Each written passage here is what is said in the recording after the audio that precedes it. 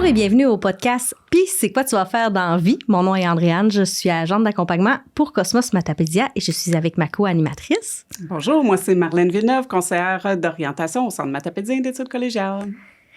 Et aujourd'hui, on a deux invités spéciaux. On a avec nous Mathis Jonf. Bonjour Mathis. Bonjour. Et on a aussi Michel Coutu. Bonjour les filles. Bonjour Mathis. Salut.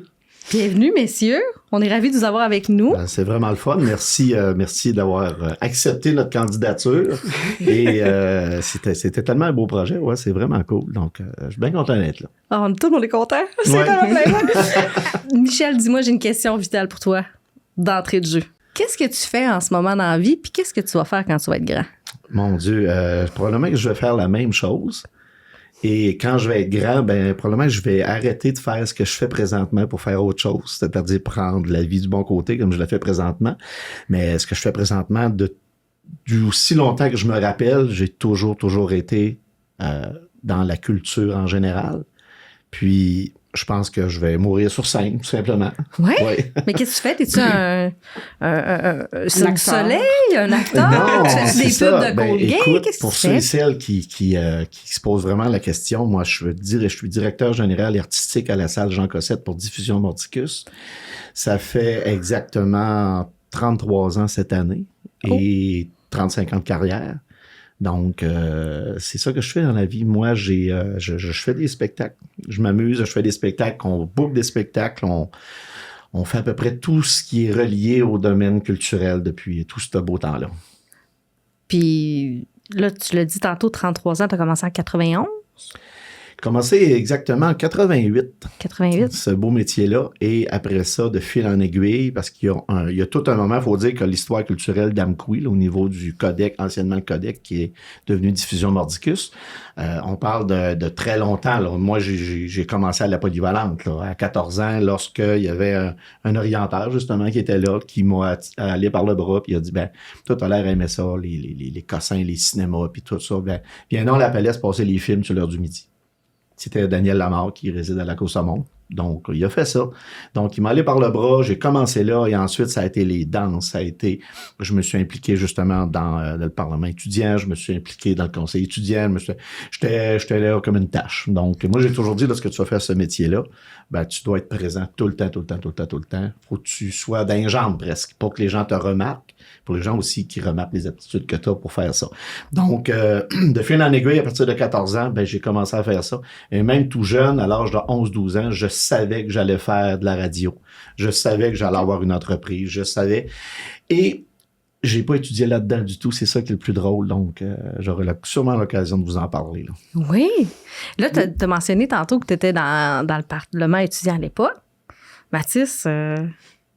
Moi, ça fait 5 ans maintenant que je suis dans le conseil étudiant à mon école. Le Parlement étudiant, en fait. Mais C'est-tu oui. pour remplacer Michel que tu dis « Je vais suivre la même voie que Michel ». Faire un petit peu mieux, des fois. Fait que là, tu es étudiant en secondaire 5 à Polyvalente d'Amqui. Oui, exactement. Puis tu résides à Amqui Oui. Depuis toute ta vie? Oui. Oui, t'aimes ça? Oui, c'est vraiment une belle ville. L'année prochaine, je m'en vais à l'extérieur, mais c'est pas parce que j'aime pas Amqui, mais c'est parce que, des fois, il faut partir pour mieux revenir. Oui. Que... Tu t'en vas où, comme ça? Là? Je m'en vais à Lévis. Je m'en vais étudier, faire un double deck en sciences humaines et en langue sur 3 ans. Fait que, au début de l'année même, je savais pas ce que je voulais faire. Ça m'a pris du temps avant de le savoir. L'année passée, j'ai fait mon plan A dans mes cours sur avocat, puis mon plan B sur technicien forestier. Fait que j'étais vraiment perdu.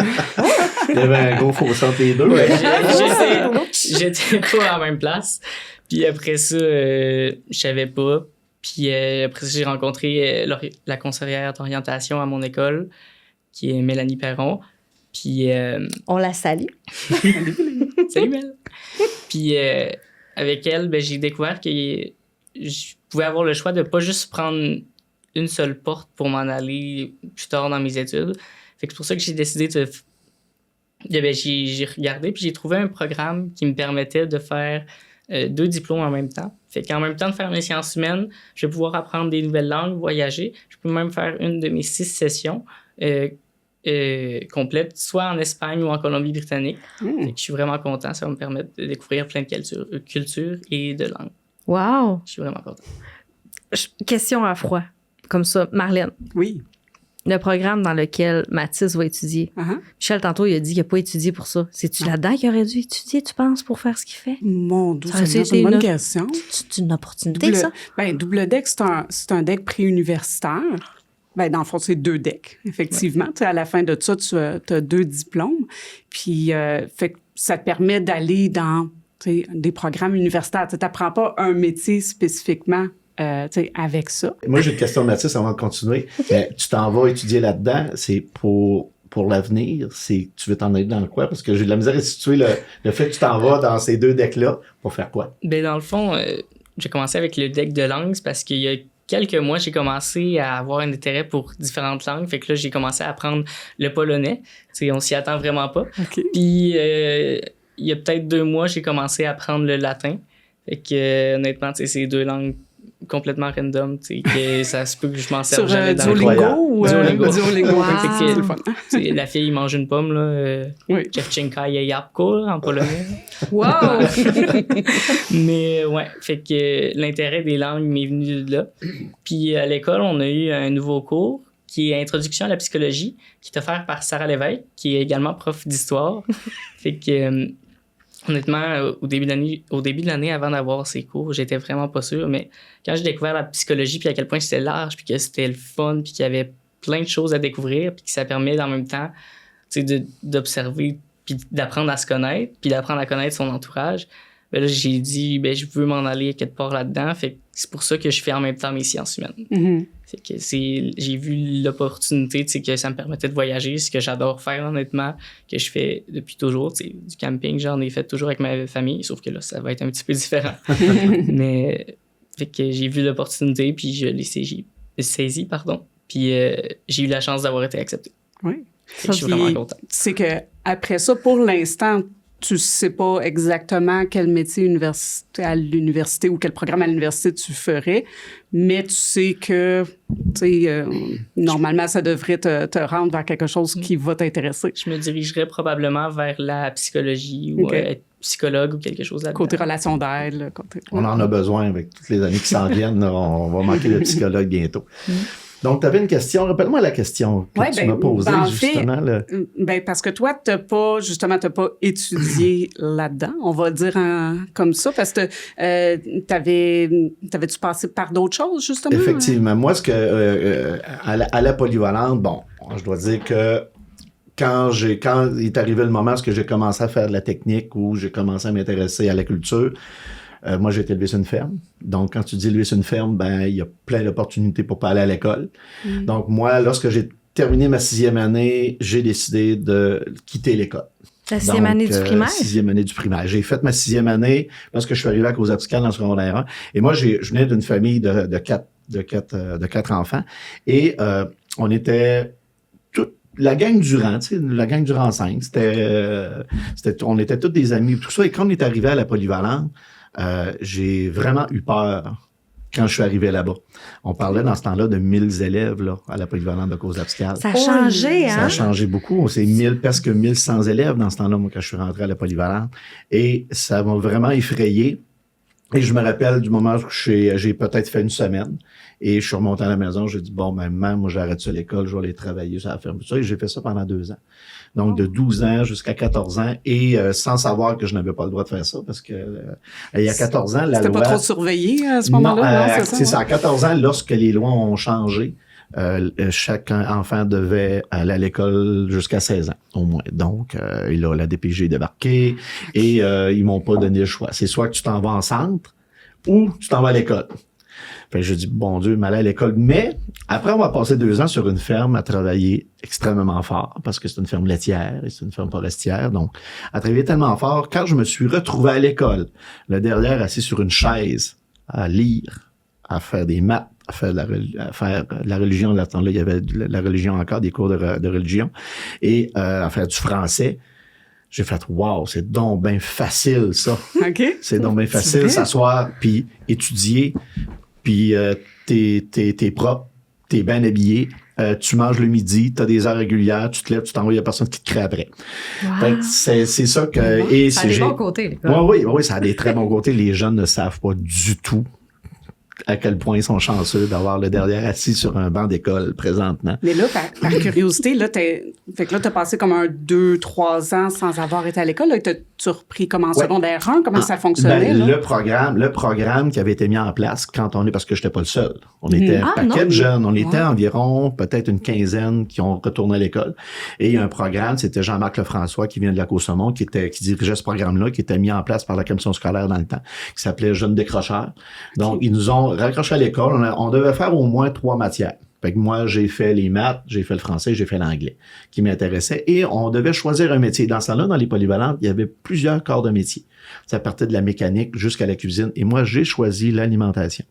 C'est comme les professionnels cours, professionnels longs. Professionnels cours, exactement. Ouais, professionnels cours. Juste faire un comparatif. Pour moi, c'est comme s'il y avait des cours de formation professionnelle. C'est un DEP. Ah, OK. DEP, aujourd'hui, on parlerait peut-être des métiers semi-spécialisés pour ce qui est du professionnel court, professionnel long, plus proche du DEP. Moi, ça j'ai vu ça. Apolli. Okay. Moi, j'ai vu ça dans le temps que je travaillais à l'éducation des adultes, puis là, je recevais des gens qui revenaient à l'école après plusieurs années, puis il y en a qui m'arrivaient avec des bulletins justement ils ont un professionnel court justement là-dedans. Oui, c'était des cours vraiment fantastiques parce que moi, on suivait nos cours et on nourrissait les étudiants. On travaillait à la cafétéria. C'était le cours s'appelait auxiliaire en alimentation et j'avais la chance d'avoir un des meilleurs chefs au Québec qui était Maurice Gontier dans le temps. Je sais pas si vous connaissez Maurice Gontier, vous autres les filles. Ça ne vous dit rien. C'est quelqu'un de la vallée? C'est quelqu'un de la vallée. Vous ferez vos petites recherches. Là, vous allez voir, Maurice Gontier a été un des cuisiniers renommés, des chefs cuisiniers. Il a été juge dans plusieurs concours au Québec. Et c'était lui, entre autres, quand Maurice a arrêté de faire le traiteur, il y avait le restaurant La Romance, qui était dans l'Anse Saint-Jean dans le temps, qui était un restaurant quand même 4-5 étoiles. Là. Puis, lorsqu'il a terminé sa carrière, parce qu'il était quand même beaucoup plus âgé, il y a plusieurs organismes qui ont arrêté de servir des repas parce que c'était le traiteur et il était très, très, très reconnu. Donc, moi, j'ai eu la chance d'étudier avec lui. Donc, c'était fantastique. Et il y avait des cours aussi à Amqui. C'était Paul, mon Dieu, comment il s'appelle? Mais c'était un autre chef. Dans ce temps-là, il y avait des chefs. Paul Martin. Pas vrai. Ouais, c'est ça. Mais non, pas Paul Martin. Ouais, P.O.L. Martin? Paul Martin, mais le vieux Paul Martin, là. Pas le nouveau, là. Mais Paul Martin qui était, je pense, il me semble que c'est ça, qui était à Polyvalente d'Amqui. Et il y avait 2 cohortes. Il y avait 2 cohortes dans chaque école, là. Puis on nourrissait les gens. On va faire nos recherches parce que il me semble Paul Martin, c'est auquel il fait des livres. Puis il fait des livres. C'est ça. Mon Dieu. C'est pas vrai. Oui. Ben oui. On découvre l'histoire. Oui, c'était des chefs renommés, là. Mais moi, j'ai pas étudié avec Paul parce qu'on faisait des fois on faisait du service de traiteur aussi à l'école. Donc, on avait les 2 chefs qui travaillaient ensemble. Mais moi, j'ai beaucoup appris avec Maurice Gontier. Donc, c'est là, j'ai fait mon auxiliaire alimentation. J'ai fait mon secondaire 1-2 en 1 mois à peu près parce que j'étais une bolle. Fait qu'1-2, moi, j'ai clenché mes cours. J'ai recommencé en secondaire 3. On a fait secondaire 3, secondaire 4 parce que c'était un DEP. Ensuite, j'ai été faire mes crédits secondaire 5 cette fois-ci à Joliette parce que j'ai fait mes cours en pâtisserie, en service de table, en sommellerie, puis tout ça de 85 environ 87. Donc, j'ai fait tous ces cours-là. Toi, tu t'enlignais pour faire ça comme carrière, là, à moi, ce moment-là? Oui, moi, je m'enlignais pour faire ça comme carrière. Quand je suis revenu ici à Amqui après mes cours, on a travaillé à Feu, la boulangerie Lévesque, qui était vraiment une grosse boulangerie-pâtisserie dans ce temps-là. Donc, ensuite, quand ça a fermé, j'ai fait 36 métiers aussi parce qu'on avait le cinéma Figaro dans le temps. C'est moi qui faisais le ménage et qui faisais la caisse le soir dans le temps du premier Figaro. J'ai quand même un âge honorable. Le Figaro, d'ailleurs, a fêté ses 20 ans dans où est-ce qu'il est situé en ce moment? Oui, c'est ça. Ben, il est revenu dans son nom original, mais dans le temps, il y avait seulement une salle. Ouais. Puis on passait 2 films par soir. Puis c'était assez. Mais c'est ça, fait qu'avec de fil en aiguille, j'ai fait ça. Et dans l'ancien restaurant du Parc à Amqui, dans le temps où je suis devenu le chef pâtissier au niveau du traiteur avec Marianne Bouliane. Dans le temps, c'était le gros traiteur à Amqui. Et ce qui m'a amené à faire le métier en culture, c'est qu'un soir, lors d'un gros banquet, la personne qui organisait tout ça a perdu ses musiciens. Oh. Donc, qu'est-ce qu'on fait? Nous, on faisait toujours un peu le DJ à droite à gauche dans nos parties et tout ça. Puis j'ai fait, moi, je vais faire ça avec un de mes amis. Fait qu'à partir de ce soir-là, en 1988, avec la famille Roussel, on a commencé à faire le DJ pour le fun. On avait plein d'albums, on avait des disques, des vinyles dans ce temps-là. Donc, on a commencé à faire ça. Et depuis ce temps-là, je n'ai jamais arrêté, 12 janvier 88. Wow, tu te souviens de la date? Ouais, je me rappelle tellement parce que ça avait été tout un contrat. Puis on avait fait le buffet, on avait fait la soirée. Puis après ça, ben, ça a parti en peur jusqu'en 92. On a roulé. C'était la Disco Mobile, évidemment. On était la Disco Mobile la plus réputée dans la place. Là. Wow. Donc après ça, bon, on commençait à faire la technique de scène. Et c'est après ça, en 92. Et tout ce temps-là, ben, je faisais du bénévolat auprès du Codec pour le démontage des spectacles. Okay. Puis c'est après ça que là, je me suis dit, bon, je m'en vais là-dedans, donc je vais aller me perfectionner parce que oui, il se donne des cours, oui, ça s'apprend. Oui. Et moi, j'ai passé partout parce que, étant donné que j'ai eu une compagnie aussi, ben, tous les cours en comptabilité, tous les cours en gestion, toutes les ressources humaines, toute l'approche client, tout. J'ai fait ça, quand j'écris mon CV, ça finit plus, là. OK. Puis où est-ce que tu allais chercher ces cours-là, ces petites formations-là? C'était toutes des formations, fallait vraiment que tu sois curieux, hein. Donc, moi, étant donné que j'étais dans le milieu culturel, ben, j'avais accès parce que la salle de spectacle était dans l'école. Fait que moi, j'avais accès à toutes les ressources qu'il pouvait avoir là. Si j'avais une question, c'était comme ça. Donc, et quand la compagnie a commencé en 92, lorsque je me suis incorporé, ben là, on avait les offres et tout ça.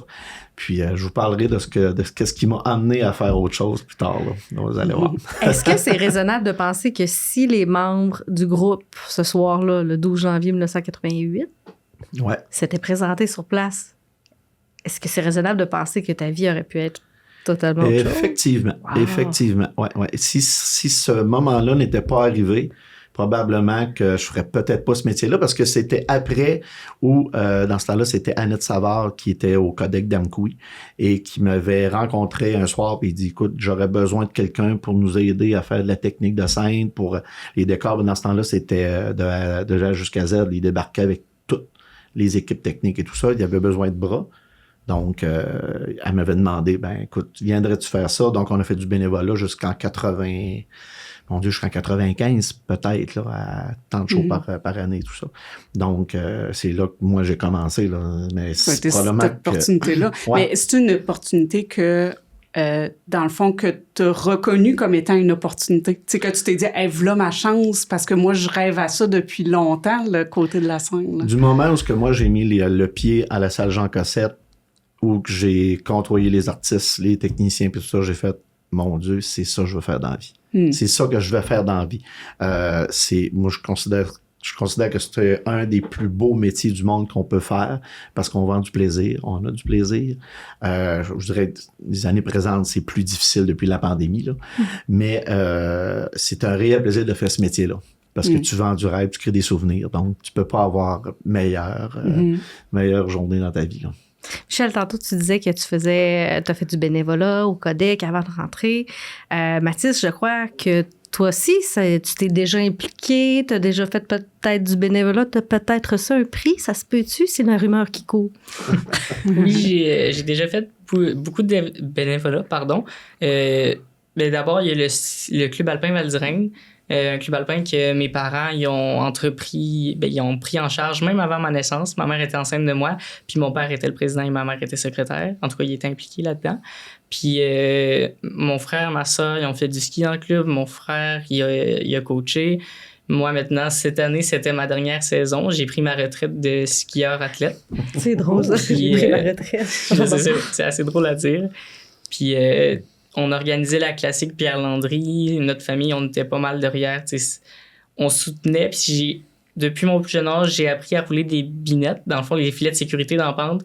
Oui, il fallait que tu m'expliques parce que... t'as tout perdu. C'est quoi une binette? Les gros filets de sécurité pour pas que les skieurs se garochent dans le bois. En sortant, s'ils sortent du tracé, mettons. Fait que, c'est assez drôle parce qu'il y a des photos de moi très jeune. J'avais peut-être 5 ans. Je roulais des binettes avec mon coach sur le Facebook à ma mère. Fait que on voit qu'ils m'ont appris à travailler puis à faire du bénévolat très jeune. Fait que, le club alpin, j'ai toujours bénévolé. La classique Pierre Landry, à toutes les courses. J'essaye d'aider autant que je peux.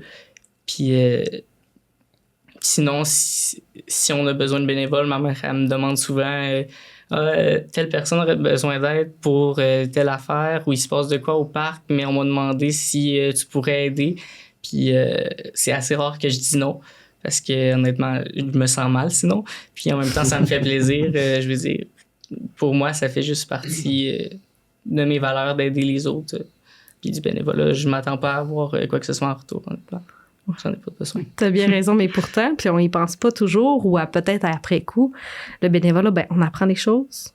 On apprend des tâches, mais aussi on apprend peut-être un petit peu plus sur nous-mêmes, ce qu'on aime, puis des fois, il y a des belles opportunités. C'est des beaux contacts, des fois. C'est là qu'on rencontre des fois des contacts. Là. C'est terrible, c'est une manne incroyable. Là. Absolument. C'est aller chercher ces petites expériences-là, dans le fond. On s'en rend comme plus ou moins compte. On se dit, OK, ben là, c'est une compétence que je vais mettre dans mon CV, ça, rouler des binettes, là. Je connais pas rouler des binettes. C'est écrit dans un CV, ouais. Mais, tu sais, ça te permet justement d'aider le hasard. On va appeler ça comme ça. T'sais, quand on veut essayer on veut créer une opportunité, c'est ça, on crée pas l'opportunité en restant juste chez nous à gamer ou quoi que ce soit. C'est en allant vers différentes sortes d'expériences qu'on peut y aller. Parce que là, tu es aussi impliqué, si on disait tantôt, dans le conseil étudiant. Oui. Qu'est-ce que tu fais, dans le fond, dans le conseil? Dans le conseil étudiant, comme équipe, moi, cette année, je me suis présenté à la présidence. Je sais pas si je l'ai déjà dit, mais je suis co-vice-président avec une autre qui s'est présentée. Puis nous, dans le conseil étudiant, on organise des journées thématiques, les activités, les fêtes comme Pâques, l'Halloween, Noël, Saint-Valentin. On décore avec les décorations qu'on a, sont pas tout le temps au goût du jour, mais on fait avec ce qu'on a. Puis honnêtement, c'est le fun de pouvoir sentir que je peux faire de quoi. Puis souvent, j'aime ça pouvoir être au sein du conseil étudiant parce que ça me permet de représenter une partie des élèves dans ma Saint-Onge que, tu sais, ils n'ont pas toujours nécessairement le goût, la capacité de le dire ou de parler plus haut. Mm-hmm. Puis en secondaire 3, j'ai parlé au nom du conseil étudiant avec la direction pour organiser le code de vie puis le code vestimentaire de l'année d'après. Fait que tu es amené à influencer des décisions aussi. Oui. C'est ça? Y a-tu des affaires que tu as découvertes de toi-même au fil de ces expériences-là? Ça m'a appris à... ça m'a surtout appris à écouter l'opinion des autres puis à travailler avec cette opinion-là puis à savoir que, tu sais, il n'y a pas juste mon opinion qui est la bonne. Puis des fois, celle-là des autres est beaucoup plus meilleure, en fait. Ça se dit pas très bien, mais... Puis, fait que c'est vraiment le fun. Puis, honnêtement, à chaque année, c'est le fun de voir le type de dynamique qu'on va avoir. Puis, on est chanceux parce que, personnellement, dans mes 2 dernières années, au conseil étudiant, j'ai eu vraiment beaucoup de plaisir. J'ai rencontré des merveilleuses personnes que je suis encore en contact à ce jour, puis que je suis vraiment choyé, chanceux de les connaître. Oui. T'as bien raison. Puis la leçon de vie que tu dis, là, de tout le monde travailler avec l'opinion des autres, c'est quelque chose que vaut mieux apprendre tôt que tard. Oui. Parce que c'est très important, je pense, à peu près n'importe quel métier. C'est pas toujours facile. C'est ça. Puis, tu sais, on parle des fois d'apprendre notre métier à l'extérieur des bancs d'école. Ça, c'est ce genre de choses-là, justement, qui s'apprennent avec le temps, mais en essayant avec des expériences. On parle de compétences transversales, par exemple. Des fois, on entend parler de ça, les compétences du 21e siècle. Je trouve ça bizarre un peu comme expression, mais dans le fond, c'est toutes les compétences qui sont utiles sur le marché du travail, comme l'apprentissage du travail d'équipe. Ça en fait partie. Des capacités d'organisation, toutes sortes de petits éléments comme ça qui sont utiles, justement. Mm-hmm. Puis Michel, saurais-tu encore traire une vache? Mais oui, mais moi, on le faisais... moi, à 20 ans, quand j'ai quitté la ferme, là, on faisait tout, là, de A jusqu'à Z. Là. C'est ça aussi. J'aurais probablement resté sur une ferme comme ça. Mais c'est beaucoup de travail, normalement. Je te dirais, ça se rejoint beaucoup dans le métier qu'on fait parce que les deux demandent énormément de persévérance. Et les deux sont... Parce que, je le disais tantôt, d'entrée de jeu, on vend du plaisir. Et on doit toujours vendre du plaisir, on doit toujours sourire aux gens parce que nous, on vend du fun. Donc, quand les gens viennent au spectacle, c'est pour avoir du plaisir. Si dans notre journée, on n'en a pas de plaisir, c'est très, très, très difficile. c'est un combat constant dans notre tête, à l'intérieur de nous-mêmes, de dire OK, à soir, je dois avoir du fun quand même parce que j'ai 400 personnes dans la salle. Mais aujourd'hui, je me suis fait vraiment, excusez le terme, je me suis fait chier aujourd'hui. Avec, ça arrive, soit des journées comme ça. ben oui, soit avec, soit avec le financement, soit avec des négociations, quoi que ce soit. Mais étant donné que tu vends du plaisir, c'est là que ça mine vraiment beaucoup et c'est ça qui est difficile. Donc, pour les producteurs, j'ai fait une petite anecdote, justement, on vient de faire Rondelet, le spectacle Rondelet, où on avait 200 quelques producteurs agricoles qui sont assistés à ce spectacle-là. Et ensuite, moi, j'ai animé la rencontre après le spectacle. Et c'est incroyable. Et j'étais content de venir de ce milieu-là parce que je comprenais un peu à quel point la détresse psychologique des agriculteurs maintenant est rendue là, mais à quel point aussi c'est un beau métier. Donc, probablement que j'aurais soit fini là ou que j'aurais été un des meilleurs cuisiniers au Québec. Là. Oui, donc, avec présentement, Paul je suis un des Martin. bons cuisiniers à la maison. Mathis, tu es en secondaire 5, tu t'en vas à Lévis. Oui. Je te suggère les linguini aux petits légumes de Paul Martin. C'est délicieux. C'est une recette super facile. Comment tu vois ça, ton départ de la vallée pour Lévis? Mais honnêtement, c'est quand même assez gros. Mais tu sais, c'est assez mélangé. Les émotions sont mélangées. Je suis heureux, mais en même temps, ça me fait de quoi? Ça me fait de la peine. Tu sais, cette année, secondaire 5, là, c'est gros. Il me reste 2 mois de secondaire 5. Tu sais, ça a passé vite ces 5 dernières années-là. Puis, honnêtement, j'ai eu beaucoup d'émotions. Ma saison de ski se termine. Mon année secondaire tire à sa fin. Fait que, honnêtement, tu sais, ça va vraiment être un nouveau départ. Puis, excusez, ça va me faire du bien de changer de décor, je pense, pour mieux revenir. Mais c'est quand même assez stressant. Je suis content parce que je me suis trouvé un appart pas très loin du cégep. Honnêtement, je traverse le parking puis je suis rendu dans le cégep. Fait que je suis bien placé. Puis, je pense que je devrais être capable de m'en sortir. Puis au début, ça faisait pas partie de mon équation, mais ma sœur, elle s'en va pas loin. Elle s'en va à Sainte-Brigitte-de-Laval. Fait que ça me stresse un peu moins. Je sais qu'il y a de la famille pas loin. De toute façon, ma cousine, elle habite proche de Lévis également. Fait que c'est stressant, mais en même temps, j'ai hâte de voir à quoi ça va ressembler. Puis, tu sais, d'être autonome, c'est de me faire à manger, puis de m'organiser. Puis, honnêtement, c'est intéressant. C'est un mystère.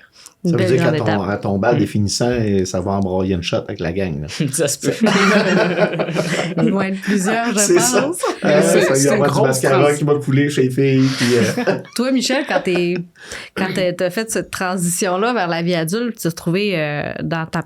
T'as-tu commencé direct par une maison ou t'étais allé en appart avant? comme le port? écoute, hey, là, je vais loin dans mes souvenirs. Ben, j'ai vécu probablement la même chose que Mathis vient de parler parce que moi, étant donné que je suis originaire d'Albertville, petit village. Quoi? Dans ce temps-là, il y avait 300 personnes à peu près dans le village.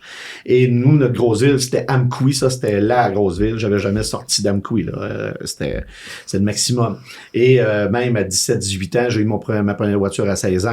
On allait à la cause abscale. Je travaillais là. On allait à Amqui. Et quand j'avais fait le choix d'aller faire mon cours en pâtisserie, c'était à Joliette. C'était à l'école Berthélemy Joliette. Et j'avais jamais été à Montréal, ni à Québec, là. Ça me donnait une idée. Ben, j'avais été à Québec quand j'étais tout petit, là, à 13-14 ans, chez mon frère. Mais là, je partais avec mon bagage dans l'auto. Je m'en allais à Joliette. On avait loué un appart par téléphone que le cégep nous disait, ben, il y a des appartements disponibles. Il n'y avait pas de visite 3D sur le web. Non, il y avait pas d'Internet dans ce temps-là. C'était un téléphone à roulette. Et tu recevais une semaine et demie après la feuille, puis le bail se signait dans une lettre. À Tu la repostais poste. ça dans une lettre, puis c'est ça. Tu savais pas où tu t'en allais. Mais, donc, je suis arrivé là-bas avec tout mon stock dans l'auto, dans un 2,5. Et je me suis installé. Quand je me suis installé, j'ai regretté, je me suis mis à brailler. J'ai appelé ma mère. Après ça, elle disait, non, tu vas rester là au prix que ça coûte. Mais j'ai pas regretté parce que aussitôt le soir, moi aussi, le cégep de l'autre côté de la rue. Le premier soir, quand je suis rentré là, je me suis ramassé avec un paquet de personnes qui, eux non plus, n'avaient jamais mis les pieds en ville. J'ai encore des amis dans ce cours-là. Et ça a été les 2 plus belles années de ma vie à l'extérieur de la place, là. Donc, c'est cette transition-là fait. Et quand je suis revenu ici, ce que j'avais, c'était des chalets à Val-d'Irène. Moi, j'ai jamais eu de maison ici à Mcou, quoi que ce soit. J'ai travaillé quand même 13 ans à Val-d'Irène, je dois le dire. Là. Ouais, oui. C'est ça. J'ai travaillé 13 ans à Val-d'Irène et j'avais 2 chalets là-bas. J'ai eu 2 chalets là-bas, puis j'ai jamais eu de maison à Mcou. Et ça ne m'intéressait pas. J'adore la liberté, hein, ça, je dois vous le dire. Et lorsque la dernière maison que j'ai eue, le dernier chalet que j'ai eu, je l'ai vendu parce que je trouvais que ça m'attachait tout le temps. J'étais attaché à quelque chose et je m'en suis débarrassé, là, peut-être dizaine d'années à peu près. Là. Donc, je me suis débarrassé de ça parce que le métier que je fais m'a amené à faire énormément de tournées. Tu sais, j'ai fait de la tournée partout au Canada, même en Europe. Donc, je voulais pas avoir de la tâche. Donc, je me suis en allé en appartement. Et c'est ça. Donc, quand il se passe quelque chose, j'appelle le propriétaire. Puis si je m'en vais un mois, genre de bord la porte, puis ma sœur arrose les plantes. C'est donc, ça, là, parce que c'est vrai qu'une maison, c'est ouais. une attache, mais c'est aussi des responsabilités de maison qu'on apprend peut-être un petit peu plus tard dans le passage à vie adulte, parce que rare, en tout cas, de notre génération, puis là, je te regarde, je sais que je suis plus vieille un petit peu. un petit peu. L'accès à la propriété est peut-être un petit peu plus difficile de nos jours, mais reste que... Fait c'est plusieurs, peut-être, tu me corrigeras si je me trompe, fin vingtaine, en tout cas, pas avant fin vingtaine, l'achat d'une maison, puis c'est un autre rite de passage, ça aussi. Et je pense que ça dépend de la façon que tu t'es élevé dans la famille aussi. Donc, si dans ta tête à toi, ton projet de vie est de marier, d'avoir des enfants, d'avoir une maison, d'avoir un 4 roues X, Y, Z, c'est stéréotypé, là. Mais, et moi, dans le métier que je faisais, c'était pas ça ma priorité. Ma priorité était le métier que je faisais. Moi, quand j'ai décidé de travailler en culture à 100%, je me suis dit, moi, je vais me consacrer à ça. Le reste deviendra secondaire. Donc, tous les énergies que j'ai mis, je vous dirais, depuis 92, ont été axées dans ce métier-là. Donc, c'est pour ça que je me suis rendu aussi loin aussi, là. Donc, j'avais pas d'autres priorités, là, qui pouvaient me faire bifurquer, même si j'ai fait quelques bifurcations en cours de route, là. Comme quoi? Mais, le Subway à Mcou, c'est moi qui l'ai ouvert en 2000. Quoi? C'est vrai? Ouais, c'est ça. Wow. avec 2 personnes du Nouveau-Brunswick. Et on l'a gardé à peu près. Moi, j'ai resté là 5 ans environ. Là. Mais ensuite, puis on faisait ça au travers de tout, là, dans ce temps-là. Ouais, c'est ça. Un entrepreneur. Ben, on va dire à la base. c'est ça. On va chercher justement les occasions. C'est ça, exactement. Donc, quand l'occasion s'est présentée, justement, sur une piste de ski, de faire, hey, tu t'en penses, allons-y. Comment ça coûte? La dernière fois que tu as fait du ski, Mathis, on t'a-tu offert d'ouvrir la Subway? Moi non plus. Je suis pas très ski, moi. Non, mais tu parles d'opportunité, c'est justement ça. Où est-ce que tu sais jamais, et moi, je sais pas si c'est une chance ou j'étais capable de déceler le fait que cette personne-là peut m'emmener à quelque part. Et moi, j'ai toujours dit que je suis pas quelqu'un qui crie, je suis pas quelqu'un qui me chicane avec personne, donc je me dis que je vais toujours avoir besoin de quelqu'un dans ma vie, peu importe la personne, et ça arrive. Donc, tu vas créer l'occasion.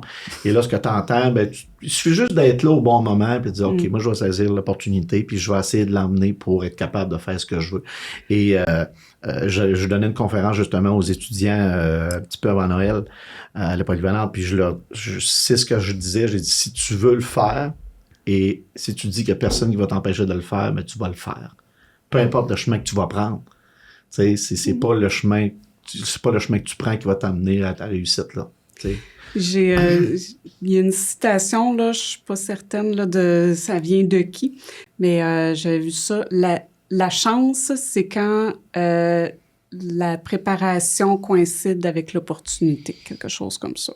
Fait que, c'est comme on se fait notre chance parce que, on est préparé à recevoir l'opportunité qu'on peut reconnaître, là, dans le fond. Oui, bien c'est ça. Il faut que tu te serves de ça, justement, pour dire, je vais regarder ce contact-là, je vais me servir de telle opportunité, je vais me servir de telle chose pour, justement, m'emmener jusque-là. C'est toi, après ça, qui va faire. C'est comme une recette, là. C'est comme de la pâtisserie, là. Tu pars de rien pour emmener le plus beau gâteau, puis c'est à toi de rajouter du crémage tant que tu veux, là. Tu sais, ça te donne une belle image, hein, j'ai faim. Non, sérieusement, c'est ça. Et puis, c'est vrai, là, quand les jeunes, des fois, les jeunes comme toi, Mathis, tu vas faire tes études, puis tu sais vraiment pas, tu sais, à la fin, parce que tu vas t'en aller en psycho, est-ce que tu vas aller en Europe, tu vas faire finalement, je pense que tu vas peut-être finir diplomate.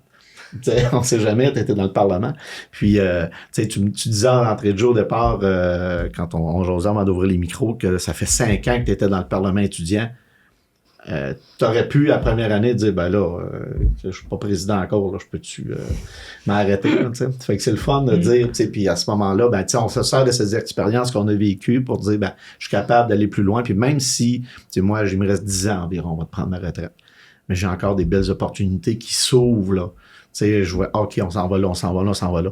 Je vous dirais que la pandémie, l'amiante dans l'école qu'on a eue, la rénovation de la salle en 2013, ça a été des défis incroyables. Puis chaque fois, on s'en est servi de tremplin pour emmener la culture encore plus loin dans la vallée de la Matapédia. Donc, c'est de se servir de tout ça, là. Même les épreuves qui sont plus difficiles, des fois, tu les transformes en beau temps, là. Tu t'ôtes les nuages. Wow, c'est vrai que c'est beau. Puis la diffusion Mordicus, c'est un incontournable dans la culture de la vallée, là. Il n'y a pas 1 million d'organismes. On a la télévision communautaire, évidemment. On a diffusion Mordicus. Ben, en diffusion de spectacle, on est le seul diffuseur de spectacle reconnu par le ministère de la Culture, des Communications au Québec, puis du Conseil des arts et lettres du Québec. On a le cinéma aussi, j'étais en train d'oublier. Mais je pense qu'on a fait le tour. Oui, on est professionnellement, exactement, ça fait le tour. Diffusion Mordicus, c'est gros, là. C'est très gros. On a des gros noms qui arrivent. On a les mêmes noms que si tu vas à la salle Albert Rousseau, au Grand Théâtre de Québec. C'est la incroyable. même gang, c'est le même format de programmation, c'est les mêmes cachets. Donc, on travaille très fort pour offrir ce qu'il y a de meilleur, justement. La semaine prochaine, au moment où vous allez écouter le podcast, on a fait 2 soirs avec Salbarbe à la salle communautaire, là. Donc, ça a été une année de négociation pour réussir à dire au groupe, on fait 2 soirs chez nous, là. Moi, je veux qu'il y ait 1000 personnes qui viennent voir le show. Donc, c'est ça. On fait des jaloux dans d'autres municipalités. Là.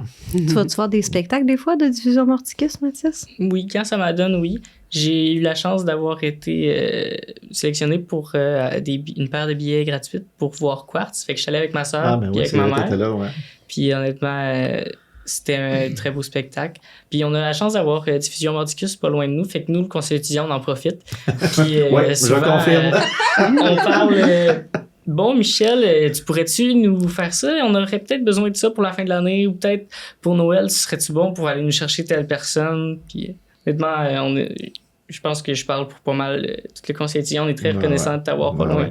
Puis on est chanceux, en fait. C'est vraiment le fun parce qu'on a la chance, nous. Puis quand je disais qu'on fait des jaloux dans d'autres diffuseurs aussi au Québec, parce que nous, la salle de spectacle est dans l'école. Et on a vraiment un historique avec la commission scolaire, avec les gens qui sont là. La plupart des profs, moi je suis rentré à la Sage Jean Costel, ils commencent à enseigner. Donc, on passe dans l'école comme si on fait partie intégrale de l'école. Et c'est vrai que les jeunes traversent le bureau pour dire, bon, on fait la convention des grades. Bon, pour Noël, on aimerait avoir un humoriste. Pour la fin de l'année, là, t'aurais-tu un tel groupe? Il nous reste des sous, donc on ferait le 7 juin, aujourd'hui, OK, ben, le lendemain, on signe les contrats, puis les jeunes arrivent avec l'argent, puis on fait le party, ils sont super contents.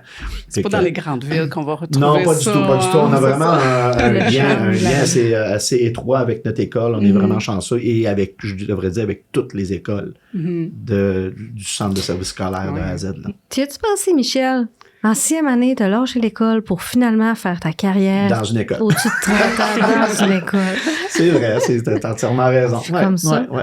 Puis, vas-y, continue. J'allais seulement dire, à 14 ans, quand je reviens de ce que j'ai dit tantôt, quand je me suis aperçu que être dans une école, être assis et apprendre à tous les jours, j'ai 58 ans, j'apprends encore à tous les jours. Et ça, je m'en lasserai jamais. C'est ça qui est le fun. Là. Oui. Puis là, tu sers aussi un peu comme de mentor, si je me trompe pas. Tu fais...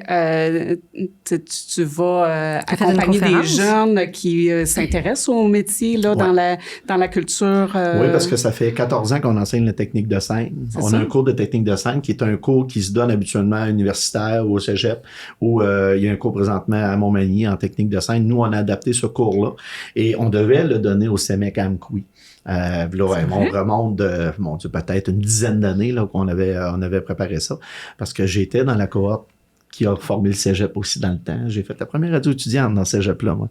Okay. Puis, donc, on donne ce cours-là aux jeunes et il y a beaucoup de jeunes présentement, je pense entre autres à Francis Dufour, à Simon Plante. Simon, entre autres, qui lui est éclairagiste. Là, il arrive présentement des États-Unis.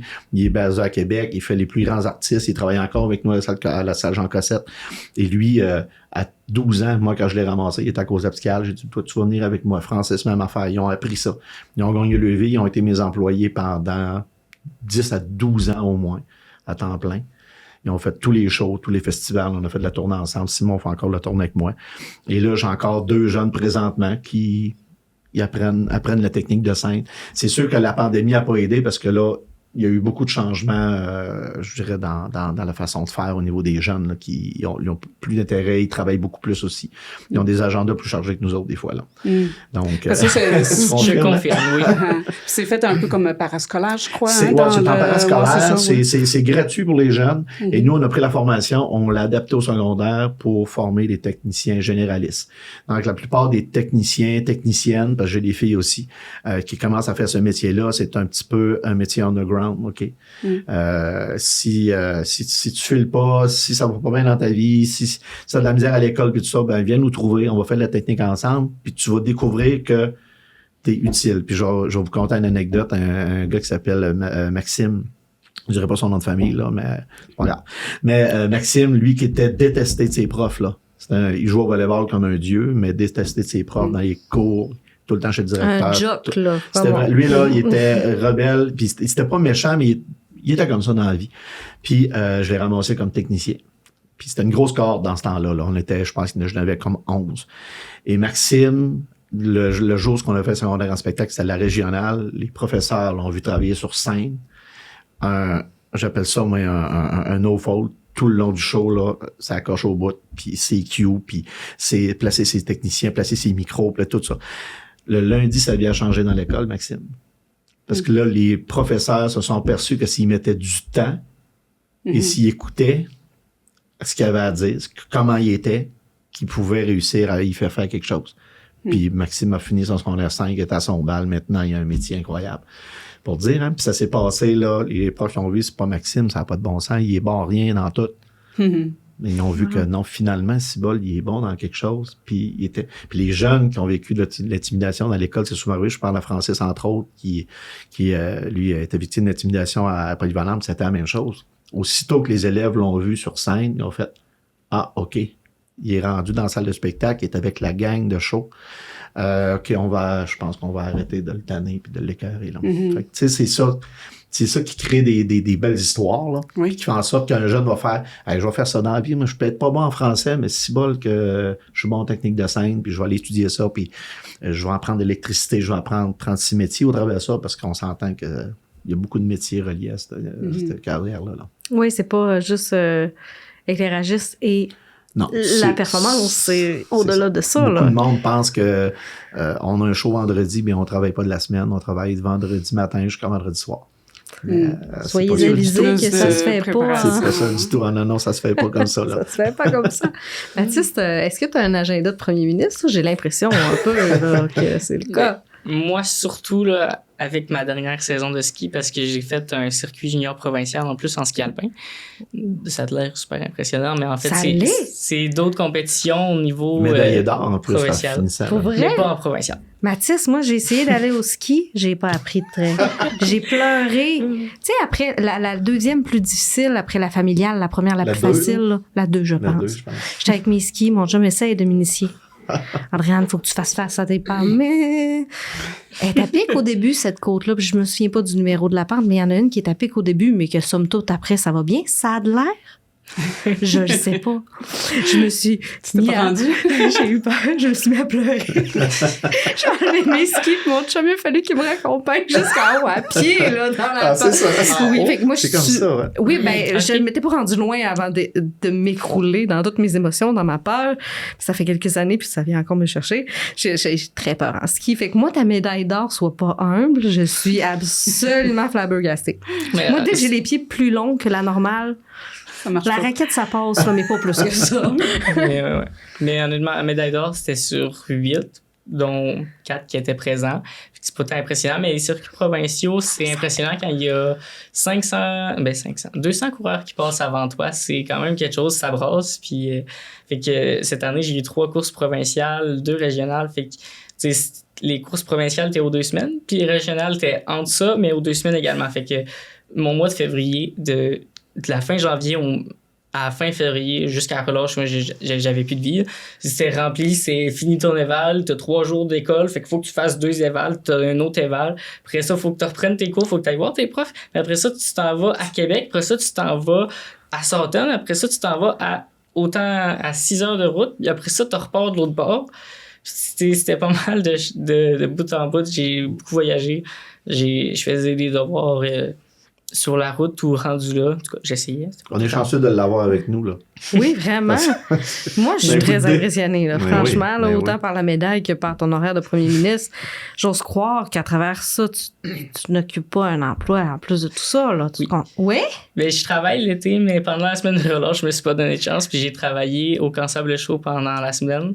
Ça fait que c'est ça. Wow. Je suis animateur de camp. Puis cette année, je suis vraiment chanceux parce que mes boss, ils m'ont donné une promotion en quelque sorte. J'ai été nommé moniteur senior. Fait que ça veut dire que je vais avoir plus de responsabilités, mais en même temps, je vais avoir une paye un petit peu plus haute. Fait que ça va m'aider à pouvoir couvrir plus de frais pour mes études. Puis je suis vraiment chanceux. Puis, tu sais, c'est pas nécessairement le seul moyen, mais c'est un très bon moyen de montrer que, tu sais, merci d'être là, puis que, tu sais, je fais bien ça. En tout cas, c'est comme ça que je le vois. La belle reconnaissance. Puis, honnêtement, je vais pas juste m'asseoir sur ça. Je pense même pas que je vais en profiter de mes responsabilités plus que ça. Je vais les exécuter, mais je veux dire, je vais pas en profiter pour m'asseoir là puis essayer de gérer les autres, honnêtement. Mm-hmm. Je vais continuer de le faire comme je le faisais avant. Avec les enfants, j'ai bien du plaisir. Puis honnêtement, au Camp Sable Chaud, ma job, j'ai pas l'impression que c'est une job, dans le sens que j'ai tellement de plaisir puis que ça se fait assez bien que je suis juste bien puis je suis heureux. Tu sais, je suis dans le bois. Puis moi, puis le camping, ça fait un. Fait que je suis en vacances quasiment tout l'été à travailler avec des enfants. Des fois, c'est un peu stressant. Puis ça crie pas mal, mais la première semaine... Je perds aussi ma voix pas mal. Fait que... Ça fait longtemps que tu es au Camp Sable Chaud? Mais l'année passée, en fait, c'était pas mal un coup de chance. C'était peut-être pas une opportunité, mais pas mal un coup de chance. Tu sais, eux, ils commencent à engager pas mal à l'hiver. Fait que j'ai comme refait mon CV en janvier, puis je leur ai renvoyé. Mais moi, j'ai été... mon ami a travaillé là. Puis après ça, mon amie, elle m'a dit, tu voudrais-tu travailler là? C'est la semaine juste avant que ça commençait. Fait que là, le mardi, je pense, j'ai envoyé mon CV. Le mercredi, pas de réponse. Le jeudi, j'ai eu un appel pour me demander pour faire une entrevue. Ou en tout cas, le mercredi, là-bas, ça m'a appelé pour savoir quelques affaires, me poser des questions. Le jeudi, c'était correct. Puis après ça, le vendredi, c'était une formation. Puis le lundi d'après, ça commençait. Oh, ça allait bien. Je suis assez de dernière minute. Beaucoup de temps pour apprendre. Puis... j'ai un petit peu appris sur le tas, mais j'avais déjà de l'expérience en 50 jours. Fait que, j'ai été chanceux de pouvoir y aller. Au début, j'ai hésité, mais honnêtement, je suis bien content que j'aille dit oui. Nice. Les cours que tu suis présentement en psychologie, toi, est-ce que pendant que tu suis ton cours, est-ce que tu fais des liens justement un petit peu avec ton expérience, soit en camp de jour ou bien comme au conseil étudiant? Je ne sais pas de quoi vous parlez là, dans votre cours. Introduction à la psychologie. Ouais, on fait pas mal de la surface, fait que mais c'est quand même assez varié. On a parlé des différents types de personnalités, des biais cognitifs. On a parlé même... de l'inconscient, du conscient, puis de plein de choses, puis des relations dans la société. C'est vraiment le fun de voir. Est-ce que tu écoutes ça, puis là, tu dis « Ah ouais, ça me fait penser à telle expérience que j'ai vécue, justement, dans... » Puis honnêtement, souvent, les types de personnalités, surtout, c'était la première chose qu'on a vue, je crois. Ça m'a aidé à connaître, OK, ma soeur, c'est plus ce type de personnalité-là. Mon frère, il est clairement ça. Tu sais, ça m'aide un peu à m'améliorer sur le point relationnel. Fait que, tu sais, ça m'aide à voir comment approcher telle personne. OK, tu sais, des fois, c'est peut-être pas la meilleure façon de le dire, même au conseil étudiant, des fois, juste attendre, puis des fois, de mieux l'expliquer parce que, tu sais, des biais cognitifs, dans le fond, c'est un raccourci mental, tu sais, c'est une fausse perception de la réalité. Fait que, tu sais, des fois, si c'est mal expliqué ou si on prend pas le temps de le revoir, ça peut être mal interprété. Fait que, honnêtement, je trouve ça bien. Ça m'a permis, tu sais, de m'ouvrir les yeux puis de travailler sur moi-même. Puis, tu sais, honnêtement, ça se peut que j'aie pas fait tant de progrès, mais je trouve que ça m'a permis de réaliser plein de choses puis, tu sais, de mettre plein de choses au clair également. Ben, moi, je sais que quand j'ai fait un double deck, moi aussi, en passant, en sciences humaines et musique, de mon côté. Sa première job, c'était prof de violon. C'est pas quelque chose qu'on entend ça. Prof de violon à conseil d'orientation maintenant. Mais c'est ça, en sciences humaines, quand j'ai eu le cours d'introduction à la psychologie du DEC, c'était comme moi, c'était un univers complètement nouveau que j'avais jamais envisagé, avant, que je pouvais avoir peut-être un intérêt vers ça. Mais je me souviens beaucoup de justement, OK, c'est comme si j'avais un manuel d'instruction sur les relations humaines, en quelque sorte, là, justement, par rapport aux biais cognitifs. Ou, OK, c'est pour ça que le monde réagit de même, ou des petits trucs comme fascinant. Ça, là. J'avais trouvé ça, vraiment c'est plein d'anecdotes aussi. L'histoire de la psychologie, puis le chien de Pavlov, puis le behaviorisme, c'est... Oh. Tout le monde fait. À la fin du podcast, on s'échange Paul Martin, la recette de linguini, je te donne ça. Tu me parles de l'introduction à la psychologie au secondaire. C'est vraiment le fun. Tu disais que c'est nouveau, hein? Oui. C'est nouveau de cette année. C'est la première fois que notre prof a donné ce cours-là. Elle, dans le fond, ma prof, Sarah, elle a fait... elle s'est rendue je sais plus trop quoi, mais elle s'est rendue jusqu'à l'université en psychologie. Après ça, elle a décidé que non, elle voulait pas faire ça, fait qu'elle s'est en allée prof. Puis là, maintenant, tu sais, ça lui donne un background en quelque sorte sur la psychologie. Puis l'année passée, ben, la direction, il cherchait, tu sais, des nouveaux cours optionnels aussi.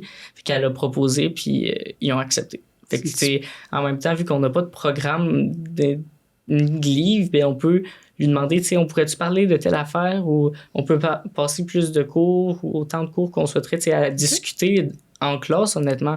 Fait que c'est vraiment le fun. OK. Fait que vous participez un petit peu à la création du cours en quelque sorte. C'est le fun, quand même. Là, je crois que je viens de faire un petit lien dans ma tête. On a eu une super belle augmentation des nouveaux inscrits en sciences humaines pour l'année prochaine au CEMEC. Puis là, je suis en train de faire un lien dans ma tête. Ah, peut-être que le cours d'intro en psychologie a dû inspirer plusieurs. Ça va vite, hein? Oui. Les cours d'économie familiale. Ouais. Avec Michel. La psychologie au secondaire. Avant, il fallait... Ouais. Puis avant, là, pas si longtemps, là. Il fallait attendre d'être au cégep pour être introduit à la psychologie. Ouais. C'est vraiment le fun qu'il y ait ça, d'emballer cette année. Je ne sais pas si c'est le cas dans toutes les écoles secondaires. Dans toutes les écoles secondaires, je ne penserais pas, mais on est gâtés. Puis on est content. Oui, on est gâtés, là. Vraiment. Oui, avec l'école, avec Asso. Personnellement, là-dessus, je suis chanceux parce que psychologie, je pense que c'était genre mon 10e choix.